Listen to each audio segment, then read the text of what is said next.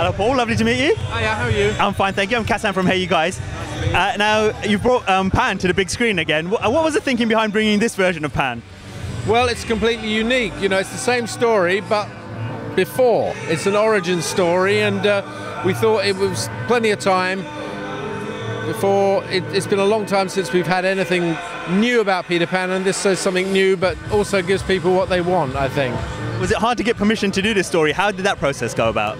No problem at all, actually. It's a completely original script derived from characters from J.M. Barrie.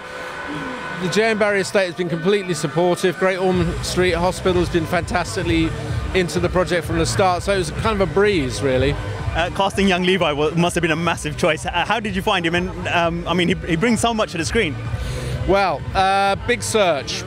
Every English language speaking country in the world, we trawled through, saw about 2,000 or 3,000 boys, and there's something about Levi. He really popped from his very first screen test. You know, there was a twinkle in his eye, and he really seemed to have it. He had that heart as well, which, despite the fact he's Australian, we didn't mind. How did he cope with being with Hugh on screen for the first time? What was that process? With Hugh? Yeah. Well, he kept calling him Mr. Jackman, and Hugh had to say, no, mate, my name's Hugh. You know, he took to it very naturally. Very relaxed young man, really comfortable in front of the camera. You know, for his first proper acting role, it was quite amazing. You know, and he was in very, very good hands. Garrett, Hedlund, Hugh Jackman, Rooney, they looked after him. We were working with a lot of seasoned pros, and they really helped him give his best, and I think he really did, so I'm very proud of him. It must have been a lot of fun coming up with the look of the film as well, which is quite individual, but there are touches to the earlier versions. How did you come up with those ideas? Well, that's all about Joe Wright and his wonderful team, Aline Bonetto, our fantastic production designer, and Jacqueline Duran, who we've worked with many times before on our films, won the Oscar for Anna Karenina, came up with, you know, it had to be something different. There are a lot of pirates in this film, but they couldn't look like the pirates that we know from Pirates of the Caribbean. Everything had to be individual.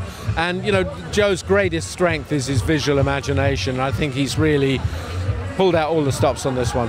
How much of the origin story do you tell in this movie, and were you holding anything back at all for potential sequels? Well, big thing in this one is we have Captain Hook, who starts off playing James Hook.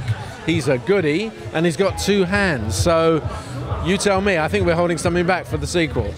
Excellent. And have you got any plans in mind for the sequel yet, or are you just waiting to see how this one does?